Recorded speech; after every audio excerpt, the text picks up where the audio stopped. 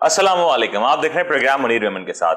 23 साल कबल पाकिस्तान ने वो तारीख रकम की जिसके हवाले से आज भी पाकिस्तान की शनाख्त दुनिया भर में बाकी है। ये वही अमल था जिसके बाद आज भी पाकिस्तान के दुश्मन पाकिस्तान की तरफ मैली आंख से देखने में परेशान जरूर होते हैं।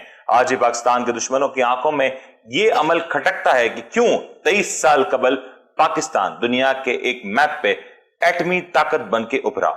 ये वो अमल था जिसके बाद पाकिस्तान का दिफा नाकाबिल तस्कीर हो चुका था और पाकिस्तान के दुश्मनों की हवाले से जितनी भी प्लानिंग थी, जितनी भी तदाबीर थी, वो सब की सब धरी रह गई। इसके बाद आज पाकिस्तान जिस तरीके से अपनी अफवाजी कुव्वत को लेके आगे बढ़ रहा है, दुनिया भर में पाकिस्तान का नाम मुस्लिम उम्मा के लीडर के तौर पे जाना जाता है, मुस्लिम उम्मा के दिफा के तौर पे जाना जाता है। ये बड़ा अहम है कि आने वाले दिनों में पाकिस्तान इसी अमल को, इसी रविश को बरकरार रखते हुए ना सिर्फ दुनिया में अमन के लिए अपनी कोशिशों को बरकरार रखे, बल्कि साथ साथ पाकिस्तान जिस तरीके से मुस्लिम उम्मा का मुकदमा पूरी दुनिया में बखूबी अंदाज से लड़ रहा है, उस मुकदमे में मजीद शिद्दत इख्तियार की जाए। आज पाकिस्तान एक एटमी मुल्क है, लेकिन आज भी पाकिस्तान के साथ कश्मीर जो पाकिस्तान की शहरक है, उस पे पाकिस्तान का दुश्मन काबिज है। आज भी पाकिस्तान के अलावा फलस्तीन में भी जो मामलात हो रहे हैं वो किसी से ढके छुपे नहीं, बल्कि अब तो पूरी दुनिया इस बात पे सरापा एहतजाज है कि पाकिस्तान को अब आगे आना है और पाकिस्तान को मुस्लिम उम्मा की हवाले से लीडरशिप लेके इस तमाम तर मामलात को, इन तमाम तर मसाइल के ऊपर अपना किरदार अदा करने की जरूरत है। फलस्तीन के मुसलमान हो, कश्मीर के मुसलमान हो, या दुनिया में रहने वाले कहीं भी मुसलमान जिन पे जुल्म ढाया जा रहा है, आज अगर वो किसी भी तरफ देखते हैं उम्मीद की निगाह से, तो वो सिर्फ और सिर्फ पाकिस्तान और पाकिस्तानी उन तमाम मुसलमानों की उम्मीदों का महवर है। आज पाकिस्तान के हवाले से बड़ा इंपॉर्टेंट दिन है और मैं पाकिस्तान की फौजी क़यादत, पाकिस्तान के तमाम तर साइंटिस्ट, उन तमाम तर लोगों ने जिन्होंने पसे पर्दा इस काविश के ऊपर काम किया, इसके ऊपर काविशें की, ये उन सबको मैं खराज तहसीन पेश करता हूं, मुबारकबाद देता हूं और पाकिस्तान कौम को मुबारकबाद देता हूं कि ये एक बड़ा मार्का सर्व हुआ। लेकिन ये था दिफा का मामला जो कि एक्सटर्नल मामला था। पाकिस्तान के वो दुश्मन जो पाकिस्तान के बाहर रह के पाकिस्तान को नुकसान पहुंचाना चाहते हैं। लेकिन एक मामला है पाकिस्तान का अंदरूनी मामला। इस वक्त पाकिस्तान में अंदरूनी सियासत काफी ज्यादा गर्मा गर्मी का शिकार नजर आती है। इस वक्त पाकिस्तान में जहां हुकूमत एक तरफ बजट की तैयारी कर रही है, जहां पे हुकूमत एक तरफ एक कोशिश कर रही है कि एक विजन के साथ पाकिस्तान की इकोनॉमी को संभाल सके, वहीं पे पाकिस्तान में ऑपोजिशन जमातों का किरदार भी बहुत ज्यादा अहम नजर आता है। एक तरफ पाकिस्तान तहरीक इंसाफ है, तो एक दूसरी जानिब पाकिस्तान की वो तमाम तर बड़ी सियासी जमातें जो कि सालों साल से शायद एक दूसरे की दुश्मन थी, आज एक साथ पीडीएम के प्लेटफॉर्म पे तैयार होके एक साथ नजर आती हैं। इसी टॉपिक पे बात करने के लिए आज हमारे साथ मौजूद हैं एक बड़ी इंपॉर्टेंट पॉलिटिकल पार्टी के दो बड़े खास रुकन, और मैं दोनों शख्सियात का अगर तारुफ कराऊं तो ये दोनों शख्सियात पाकिस्तान अवामी तहरीक से ताल्लुक रखती हैं। राव कामरान महमूद साहब जो कि मेंबर हैं सीसीसी के और जनरल सेक्रेटरी हैं पाकिस्तान अवामी तहरीक, और कराची से इनका ताल्लुक है। इसके अलावा इलियास मुगल साहब इंफॉर्मेशन सेक्रेटरी हैं और अगेन कराची से इनका ताल्लुक है और पाकिस्तान अवामी तहरीक के एक कलीदी नुमाइंदे ये दोनों हजरात हैं। मैं कामरान साहब आपसे जरा गुफ्तगू का आगाज करता हूं। पहले तो ये एटमी हवाले से जो पाकिस्तान ने 23 साल पहले ये मार्का अचीव किया, ये कितना सिग्निफिकेंट है और दुश्मन पाकिस्तान से अब कितना घबरा रहा है? जी बहुत शुक्रिया जनाब मुनीर मेमन साहब, आपने आज इस प्रोग्राम में मदऊ किया। और जैसा कि आपने कहा कि आज का दिन इस लिहाज से बड़ा इम्पोर्टेंट है 28 मई का, कि पाकिस्तान ने इस रोज़ आज से 23 साल कबल एटमी धमाके किए, और इसमें कोई दूसरी राय नहीं हो सकती कि किसी भी मुल्क के लिए उसका जो दिफाई निज़ाम है वो बहुत ज़्यादा इम्पोर्टेंट और बहुत ज़्यादा अहमियत रखता है। और ख़ास तौर पर पाकिस्तान जैसे मुल्क के लिए कि उसकी जो जुग्राफियाई पोजीशन है और उसके बराबर में एक ऐसा मुल्क मौजूद है जिसने पहले दिन से पाकिस्तान को तस्लीम नहीं किया, तो हमारे लिए ये बहुत ज़्यादा ज़रूरी है कि हम अपने दिफा को जितना मजबूत बना सकते हैं हम उसको बनाने की कोशिश करें। और जो हमारा एटमी प्रोग्राम था उसका आगाज़ जो 70s में हुआ और फिर 98 में आके हमने उसका एटमी धमाका किया, तो मैं ये समझता हूँ कि इसमें जिन जिन हुकूमतों ने, जिन जिन साइंटिस्ट ने, लोगों ने हिस्सा लिया है वो मुबारकबाद के काबिल हैं। और इसमें कोई दूसरी राय नहीं है कि 28 मई को जो हमने एटमी धमाके किए उसके बाद आम पाकिस्तानी का जो एतमाद है वो अपनी फ़ौज पर और रियासत पर काफ़ी بحال ہوا ہے، اور ہم یہ سمجھتے ہیں کہ خطے میں جو فوجی توازن ہے اس کو برقرار رکھنے کے لیے بھی یہ بہت زیادہ ضروری تھا۔ بالکل زبردست، یہ بات بالکل ٹھیک ہے، فوجی توازن کو برقرار رکھنا ضروری تھا۔ لیکن الیاس صاحب، آپ کی پارٹی کی جو سربراہ ہیں طاہر القادری صاحب، ان کی زندگی کا بیشتر حصہ ملک سے باہر رہا، تبلیغ کے طور پہ، تعلیم کے طور پہ انہوں نے بھرپور کام کیا، اور یہ بڑا فیڈ بیک آتا ہوگا دنیا کی طرف سے، کیونکہ آج دنیا کے مسلمان جہاں بھی مظلوم ہیں وہ پاکستان کی طرف امید کی نگاہ سے دیکھتے ہیں۔ یہ کتنی بڑی ذمہ داری آ چکی ہے پاکستان کے اوپر؟ دیکھیں، پاکستان کو اگر دیکھیں، پاکستان ابھی آزاد ہوئے اس کو تقریباً 77 ایئرس ہو چکے ہیں، اور پاکستان جتنا دیر سے آزاد ہوا اور اس نے اتنی زیادہ تیزی سے ترقی بھی کی۔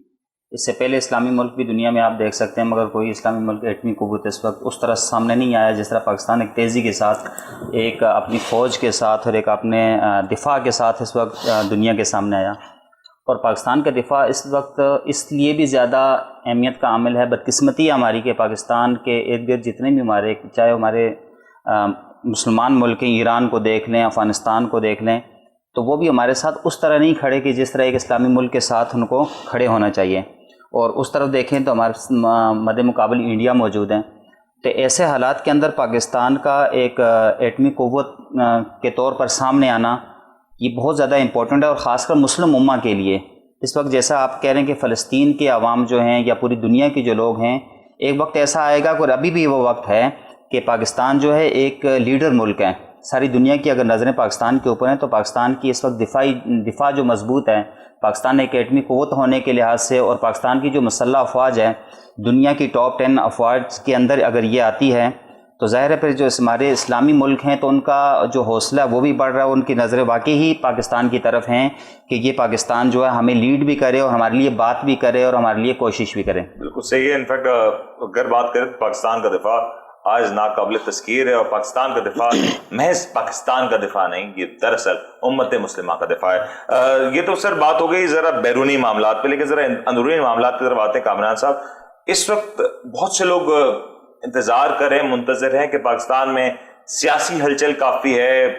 عمران خان صاحب جو کہ طاہر القادری صاحب کے ایک وقت کے بڑے قریبی ساتھی، دوست، ایک کنٹینر پہ بڑا وقت ساتھ گزارا ہے، آج خان صاحب پرائم منسٹر ہیں ملک کے، لیکن طاہر القادری صاحب کہیں نظر نہیں آتے، کوئی بیان نہیں، بالکل خاموشی ہے۔ اس کے پیچھے کیا وجوہات ہیں؟ اچھا، اس میں پہلے تو میں آپ کی ایک بات سے ہلکا سا اختلاف کروں گا، اور وہ یہ ہے کہ یہ کہنا کہ بالکل خاموشی ہے یا کوئی بیان نہیں، یہ مناسب نہیں ہے۔ بہت سارے ایسے ایشوز ہیں جس پر ڈاکٹر صاحب کے بیانات آتے ہیں، نیریٹو آتا ہے، لیکن یہ ضرور ہے وہ جس کی طرف آپ نے اشارہ کیا ہے کہ پاکستان عوامی تحریک نے ہمیشہ جب بھی سیاست کی ہے وہ سیاست برائے ریاست کی ہے، وہ سیاست برائے سیاست نہیں، یعنی صرف یہ نہیں ہے کہ سیاست کرتے رہیں، اس سیاست کے پیچھے ایک موٹیو ہے، اس سیاست کے پیچھے ایک مقصد ہے جس کے تحت ہم آگے کی طرف بڑھ رہے ہیں۔ اگر کسی دور میں ہمیں عمران خان کا سیاسی کزن کہا گیا یا لوگوں نے اس کے ساتھ ہمیں نتھی کیا، تو اس کی بھی وجہ صرف ایک یہ تھی کہ پاکستان عوامی تحریک کے لوگوں کی جو نیک خواہشات پی ٹی آئی کے ساتھ ہوئیں، اس کے پیچھے ایک تبدیلی کا نعرہ تھا، جو بنیادی طور پر پاکستان عوامی تحریک نے بھی ہمیشہ نظام بدلنے کی، انقلاب کی بات کی ہے کہ ہم اس آئین اور دستور کے اندر رہتے ہوئے ایک ایسی تبدیلی لے کر آئیں کہ جو نظام ڈیلیور نہیں کر پا رہا، اور یہ آپ بھی اس بات کو اس سے اتفاق کریں گے، پاکستان کا آج بچہ اس بات سے اتفاق کر رہا ہے کہ ہمارا جو سسٹم ہے وہ ڈیلیور نہیں کر پایا۔ یعنی بہت سارے لوگ ہم سے یہ تو کہتے ہیں کہ آپ نظام کی تبدیلی کی بات کرتے ہیں تو اسی نظام کے اندر رہ کر کیوں نہیں ہو سکتا، تو ہم یہ کہہ رہے ہیں کہ یہ نظام ڈیلیور نہیں کر پا رہا ہے۔ 70 سال سے آپ دیکھ رہے ہیں جو لوگوں کے حقوق ہیں وہ ان کو ڈیلیور نہیں کر پا رہے ہیں۔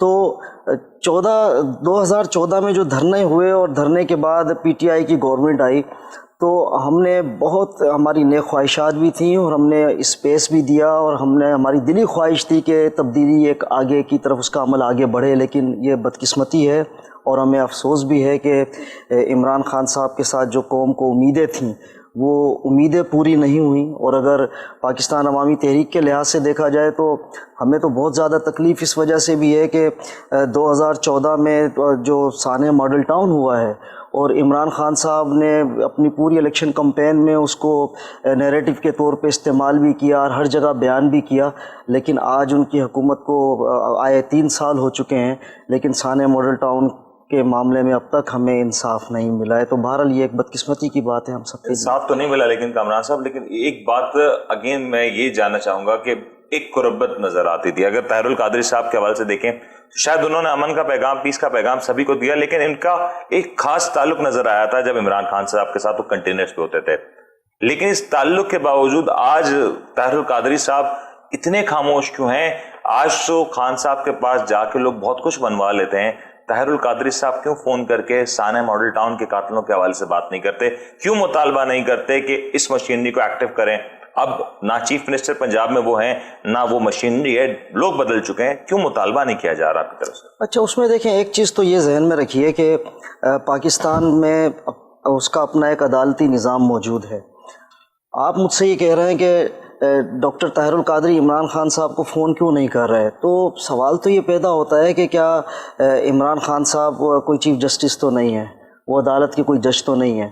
ہمارا جو مقدمہ عدالتوں میں چل رہا ہے، ہم تو یہ بھی نہیں کہہ رہے کہ ہمیں کوئی آؤٹ آف دا وے جا کر فیور دیں، لیکن کم سے کم جو مقدمے چلنے کی میں چھوٹی سی مثال آپ کے سامنے رکھ رہا ہوں کہ جو پچھلے چیف جسٹس تھے جناب ثاقب نثار صاحب، انہوں نے مطلب سوموٹو ایکشن لیا اور اس کے بعد یہ میڈیا پہ آن ریکارڈ چیزیں انہوں نے کہا کہ جناب اس کو جو ہے وہ ویکلی بنیاد پر اور جلد اس کا جو ہے وہ فیصلہ کیا جائے. لیکن اس کے بعد سے لے کر آج تک جو ہے وہ پیشیاں بھگت رہے ہیں اور جو ہے وہ تاریخوں پر تاریخیں اور اس میں مسلسل ڈیلے ٹیکٹکس اس میں یوز کی جا رہی ہیں. تو وہ جو آپ بات کر رہے ہیں درمیان میں گیپ کی، دیکھیں ہم نے اگر پاکستان تحریک انصاف کا ساتھ دیا تھا تو ہم اس کے ساتھ کوئی جوائنٹ الائنس ہمارا نہیں تھا، ہم نے ان کے ساتھ کوئی انتخابی اتحاد بھی نہیں کیا تھا. ایون یہ کہ ہم نے تو 2000 جو الیکشن ہمارا لاسٹ الیکشن ہوا ہے اس الیکشن میں بھی ہم نے حصہ نہیں لیا. اور یہ جو 2-3 سال کی بات کی تھی، یہ بڑی لاجک اور فطری سی بات ہے کہ گورنمنٹ آئی ہے، اور اگر گورنمنٹ آئی ہے تو ہمیں اس سے اچھی توقعات بھی ہیں، لیکن اگر 2-3 سال کے بعد بھی وہ ڈیلیور نہیں کر پا رہی. اور آج آپ دیکھیں کہ ہر طرف جو مہنگائی ہے، جو کرپشن کے لیے عمران خان صاحب نے جو کوششیں کی وہ ایک طرف رکھی ہے، لیکن اس کا آؤٹ پٹ کیا ہے وہ پوری قوم کے سامنے ہے. تو یہ تمام چیزیں جو ہیں وہ اس بات کا بہرحال تقاضا ضرور کر رہی ہیں. اور انہی چیزوں کو دیکھتے ہوئے ہم نے پورے پاکستان میں پاکستان عوامی تحریک کی جو ہماری تمام تر تنظیمات ہیں، ایک بار پھر انہوں نے اپنی کوششوں کا تگ و دود کا آغاز کیا ہے. اور جو بھی بلدیاتی الیکشن ہونے جا رہے ہیں پنجاب میں، کسی وجہ سے وہ ڈیلے ہو گئے، اور یہ بھی بہرحال بدقسمتی ہے ہماری جمہوری حکومتوں کی کہ وہ بات تو جمہوریت کی کرتی ہیں اور آئین کی بالادستی کی کرتی ہیں، لیکن سپریم کورٹ جو ہے وہ کہہ رہی ہے کہ آپ الیکشن کریں اور حکومت الیکشن نہیں کر رہی ہے. تو اگر یہ الیکشن ہو جاتے تو آپ کو دکھائی دیتا کہ بلدیاتی الیکشن میں پاکستان عوامی تحریک کی کس قدر تیاریاں ہیں.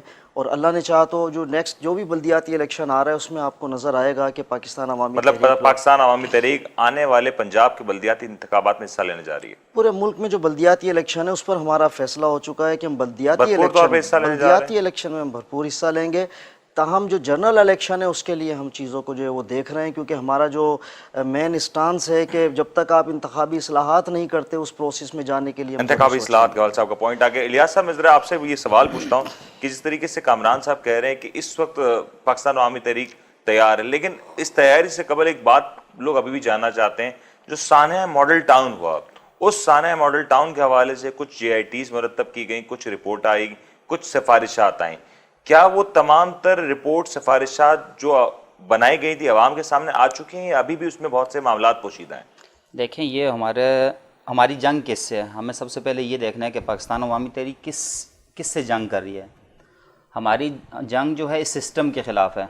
جس سسٹم میں آپ جو سانحہ ماڈل ٹاؤن کی بات کر رہے ہیں، ہم اس وقت اس سٹیج پر کھڑے ہیں کہ ابھی ہمارا یہ طے ہونا باقی ہے کہ کیا ہمارا یہ کیس قابل سماعت ہے یا نہیں ہے. مطلب یہ کیس قابل سماعت کے لیے بھی تیار جی، ابھی یہ اس کے لیے بھی نہیں ہے. ہم اس سٹیج پر ابھی کھڑے ہیں. کتنی انسانی جانیں گئی تھی اس سانحے میں؟ 14 انسانی جانیں اس میں گئی تھی اور 100 سے زائد لوگ زخمی ہوئے تھے. آپ اس کتنے عورتیں بچے تھے؟ 2 خواتین جو تھی وہ شہید ہوئی تھی اور ایک حاملہ خاتون تھی جس کے پیٹ میں بچہ تھا. ظاہر وہ بھی ایک جان تھی، اس کو بھی شہید کیا گیا تھا. اور وہ کیس آج تک ابھی تک سنوائی کے لیے ایکسیپٹ نہیں ہوا. اور جو آپ دیکھیں، ہمیں FIR کٹوانے کے لیے 70 دن دھرنا دینا پڑا کہ ہمارے لوگ مرے، ہماری FIR کاٹی جائے. اور یہاں پر ہم کتنے 7 8 9 سال سے یہاں جدوجہد کر رہے ہیں کہ ہماری سنوائی نہیں ہو رہی. یہ ہے وہ کرپٹ سسٹم جس کے خلاف پاکستان عوامی تحریک جدوجہد کر رہی ہے اور لڑ رہی ہے. جب تک یہ سسٹم موجود رہے گا، دیکھیں پاکستان عوامی تحریک کسی جماعت کے خلاف نہیں، شخصیت کے خلاف نہیں، کسی ادارے کے خلاف نہیں. پاکستان عوامی تحریک جو خلاف ہے وہ اس سسٹم کے خلاف ہے جو لوگوں کو انصاف نہیں دے رہا، جو لوگوں کو تعلیم نہیں دے رہا، جو لوگوں کا جو حق ہے آئین کا آرٹیکل 1 سے لے کے 40 تک جو ہیں وہ عوام کی رائٹس کی بات کرتے ہیں، وہ معطل ہیں. آپ یہ بتائیں اس سے بڑی بدقسمتی کیا ہو سکتی ہے کہ ملک کے اندر ایک جمہوری حکومت ہے وہ بلدیاتی الیکشن نہیں کروا رہی. اس سے اچھی نہیں کہ وہ فوجی حکومتیں تھیں جنہوں نے سب سے پہلے آگے بلدیاتی الیکشن کروائے. ہم کس جمہوریت کی بات کرتے ہیں یا کس تبدیلی کی بات کر رہے ہیں یا یہ کس نظام کی؟ ہمیں عمران خان صاحب سے بہت زیادہ توقعات تھی کہ عمران خان صاحب آئیں گے اور تبدیلی آئے گی ملک کے اندر. ہم نے ایک خواب دیکھا تھا، ہم نے اسی وجہ سے عمران خان صاحب کو فیور کیا. آج آپ ضمنی الیکشن میں دیکھیں عمران خان صاحب کیوں ہار رہے ہیں 20 25 ہزار 30 ہزار ووٹ سے؟ وہ وہی ووٹ تھا جو پاکستان عوامی تحریک کا ووٹ تھا، ان کو ڈلا تھا اور وہ کامیاب ہوئے تھے. اور آج جب انہوں نے نہ قوم کو انصاف دیا نہ پاکستان عوامی تحریک کو انصاف دیا، اب یہی وجہ ہے کہ وہ ضمنی الیکشن کے اندر بھی جا رہے ہیں اور ناکام ہوتے جا رہے ہیں. لیکن لیاس صاحب بات یہ ہے کہ جب پنجاب حکومت کی بات کرتے ہیں تو وہ کمپیریٹیولی بہتر پرفارمنس کی بات ہوتی ہے. اورنج لائن جیسے منصوبے بڑے بڑے منصوبے ہوتے ہیں، لیکن کیا یہ اتنی سمپل سی تفتیش ابھی تک نہیں ہو پا رہی؟ کیونکہ یہ جو بھی سارے معاملات ہوئے کیمرے کی آنکھ کے سامنے ہوئے، 36 میڈیا کیمرے وہاں پہ موجود تھے، نصب جب یہ سب ہوا، اس کے باوجود اتنا کچھ اگر پنجاب گورنمنٹ کر سکتی ہے تو ایک یہ چھوٹا سا معاملہ نہیں اس کے اوپر حل ہو رہا؟ سر اس معاملے کو حل کرنا نہیں چاہ رہے. آپ یہ دیکھیں کہ ایک ادارے کے سامنے سے بیریئر ہٹانے کے لیے 25 تھانوں کی پولیس کیا کرنے گئی تھی وہاں پر؟ کتنے ڈی ایس پیز اس کے اندر موجود تھے، ایس ایچ اوز موجود تھے؟ کیا وہ فلسطین کی جنگ ہو رہی تھی، کشمیر کی جنگ ہو رہی تھی، وہاں پر وہ مشینیں لے کر اور وہاں پہنچ گئے اور اس کو ہٹانے کے لیے، جبکہ سپریم کورٹ کے آرڈر کے مطابق وہ لگائے گئے تھے؟ یہ تو ایک بہانہ تھا. اصل وجہ یہ تھی کہ ڈاکٹر طاہر القادری نے جب اس نظام کو للکارا تو ان کو راستے سے ہٹانے کے لیے، انہوں نے ہمیں دبانے کے لیے اور ہماری کوششوں کو سبکتاز کرنے کے لیے انہوں نے یہ حرکت کی تھی اور ہمارے لوگوں کو شہید کر کے انہوں نے یہ سوچا تھا کہ ہم رک جائیں گے. تو وہ اپنی طرف سے میں تو اپنی جو ان کی جو سازش تھی اس میں کامیاب تو ہوئے وہ، مگر ہمیں وہ نہیں دبا سکے. اب ریاست کو دیکھنا ہے، ریاستی اداروں کو دیکھنا ہے. یہ معاملہ اتنا سمپل بھی نہیں ہے جس طرح ہم سوچ رہے ہیں.